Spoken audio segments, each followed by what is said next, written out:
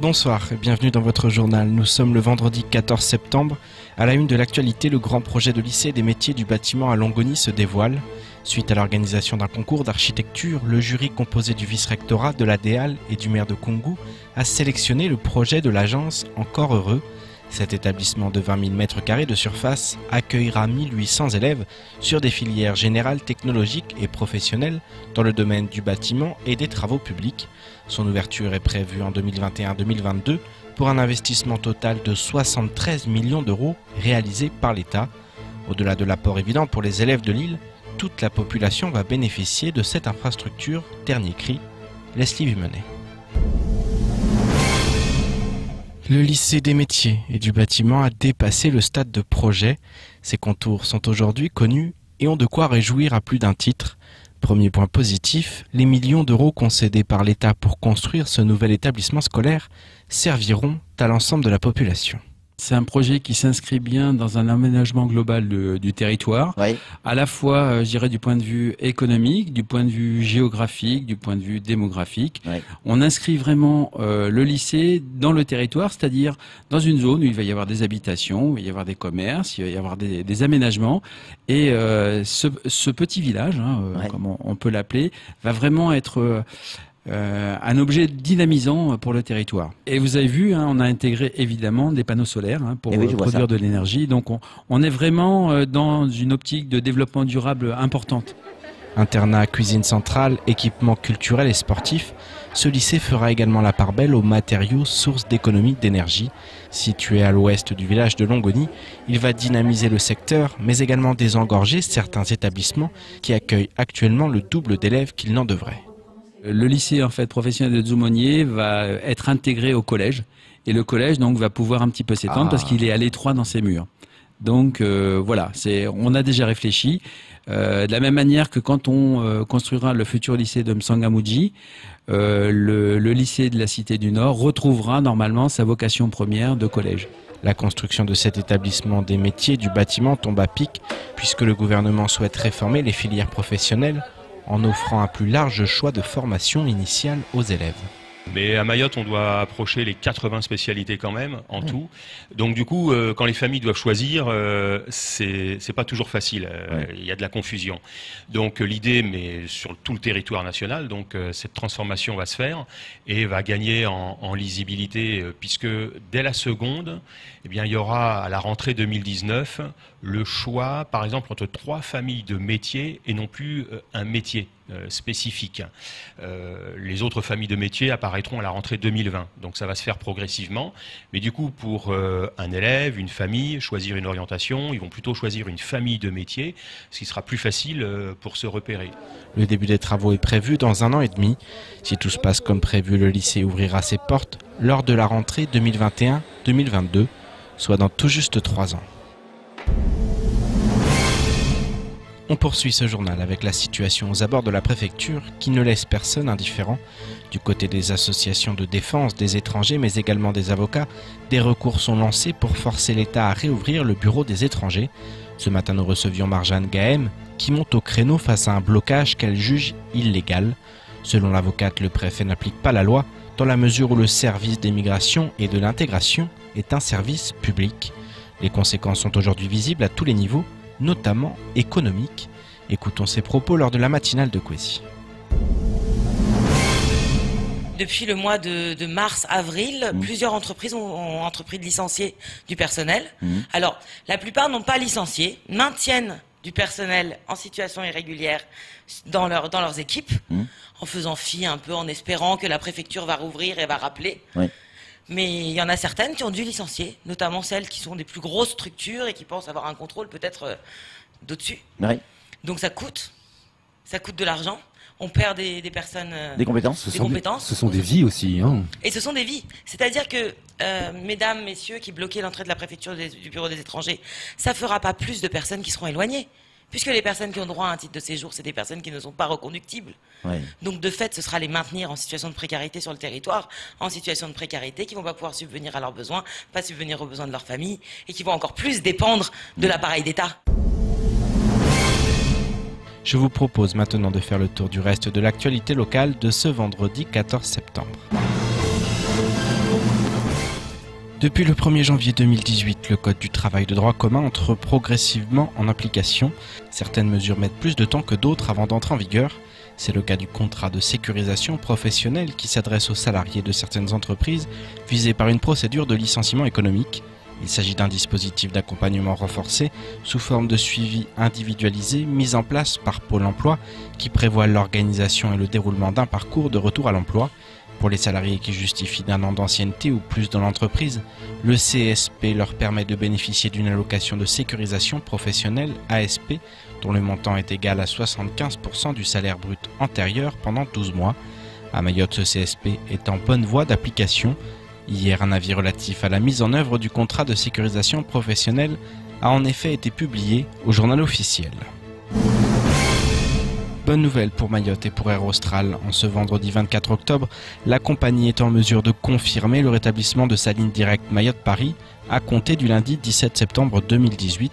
Le Boeing 787-8 aux couleurs de la passe en S, temporairement affecté aux liaisons Réunion-Mayotte et Réunion-Bangkok sur la période du 24 août au 16 septembre, sera ainsi reprogrammé sur la liaison Mayotte-Paris direct, dont la reprise est prévue ce lundi 17 septembre 2018 au départ de Dzaoudzi. Pour mémoire, tenu d'immobiliser son deuxième Boeing 787-8, Air Austral avait affrété un A380 de la compagnie iFly et s'était vu contrainte de suspendre certains de ses vols directs Mayotte-Paris sur la période du 24 août au 16 septembre 2018. La compagnie est aujourd'hui en mesure de confirmer le retour de ses vols directs entre Mayotte et la capitale française. Saïd Larifou a été arrêté en début de semaine alors qu'il atterrissait à La Réunion. Le procureur de la République du TGI de Saint-Pierre avait alors émis le communiqué suivant pour expliquer l'affaire, je cite « Suite à la découverte d'éléments financiers troublants lors de la procédure collective touchant la SELARL Larifou, forme sociale du cabinet d'avocats du mis en cause, une enquête a été diligentée par la brigade Saint-Pierroise de la Sûreté départementale. Les nombreuses investigations financières et comptables ont permis de mettre en exergue des irrégularités importantes pouvant recevoir des qualifications pénales. Si ces explications ont permis d'éclaircir certains points et d'écarter certains faits, le parquet a estimé qu'il existait des preuves suffisantes pour retenir à l'encontre de l'ancien avocat des faits qualifiés d'abus de biens social, de banqueroute par détournement d'actifs et de banqueroute par tenue d'une comptabilité incomplète ou irrégulière. Une convocation devant le tribunal de Saint-Pierre a été délivrée pour le 25 avril 2019 à 8h. Un mot du port de Longoni dans votre 19h. Les tensions sont toujours aussi vives, d'autant que la situation économique est loin d'être trop beau fixe pour la Smart. Pas plus tard qu'hier, le manutentionnaire historique était devant le tribunal pour un différend avec le délégataire concernant l'autorisation d'occupation du territoire, mais également le blocage du port. La Smart risque de devoir payer une somme importante, alors même que sans AOT, l'activité ne pourra continuer, entraînant une vague de licenciements. Entre 50 et 70 salariés seraient aujourd'hui sous le coup d'une perte d'emploi. Le chargé de mission MCG a accepté de s'exprimer sur ce sujet. Le procès d'hier, c'est la Smart qui a saisi le tribunal administratif, le TGI en tant que le tribunal de commerce. Oui, c'est ça. C'est-à-dire, au lieu de donner le document que MCG réclame, c'est la Smart qui a saisi le tribunal pour contester les demandes de MCG. Ce n'est pas MCG qui a saisi le tribunal, ça il faut bien le comprendre. Et ce n'est pas 2 millions d'euros que MCG réclame à la Smart. Il faut savoir que dans cette convention du 23 décembre 2015, dit clairement que si la Smart bloque le port, lorsqu'un procès verbal est dressé par un huissier, il paye 5 000 €, une pénalité de 5 000 € par jour, si le port est bloqué du fait de la Smart. Ou des salariés de la Smart. Voilà, la Smart, c'est la Smart, c'est Saint-Jean ou ses salariés. Donc, il y a eu une grève qui a paralysé le fonctionnement du port du fait de la Smart et que Mme Nel demande à ce que cette convention soit appliquée. On termine cette édition en prenant la direction du Sénat. Il y a quelques semaines, nous avons pu découvrir la Haute Chambre du Parlement en compagnie du sénateur de Mayotte, Thani Mohamed Soilihi. Ce dernier nous a ouvert les portes du Palais du Luxembourg lui qui est devenu vice-président du Sénat pour son deuxième mandat. En bientôt 7 ans, celui qui a récemment proposé et fait passer des amendements sur le droit du sol s'est fait une véritable place dans la plus haute sphère politique du pays. Patrick Millan et Daniel Derragakura. Réélu sénateur pour un second mandat à seulement 46 ans, Thani Mohamed Soilihi fait figure d'ancien au sein de la plus haute chambre du Sénat. Pour marquer cette prise de galon, il a été élu vice-président il y a quelques mois. Il nous en dit plus sur le rituel avant de présider une séance qui en dit long sur l'importance de la fonction. En début de séance, il y a des gardes républicaines de part et d'autre qui sont dans ce couloir. Il y a une déambulation, les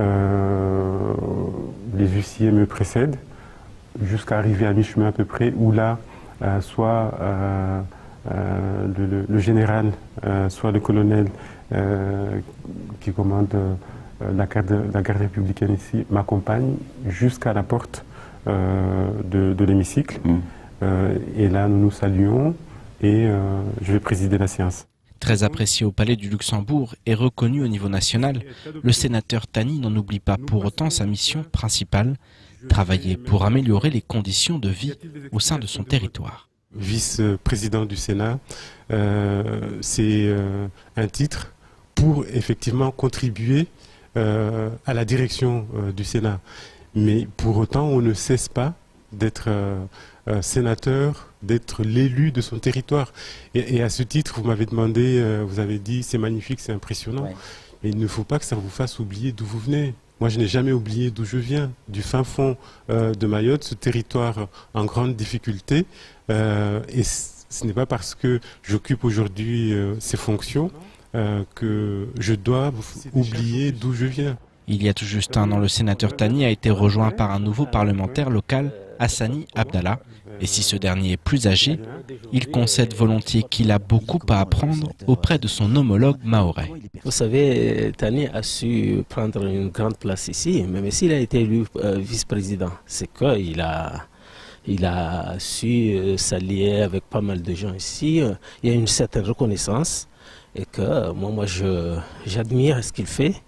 Mais aussi parce que même moi je suis un tout jeune sénateur, donc je suis à son côté pour bien apprendre et ça commence à rentrer.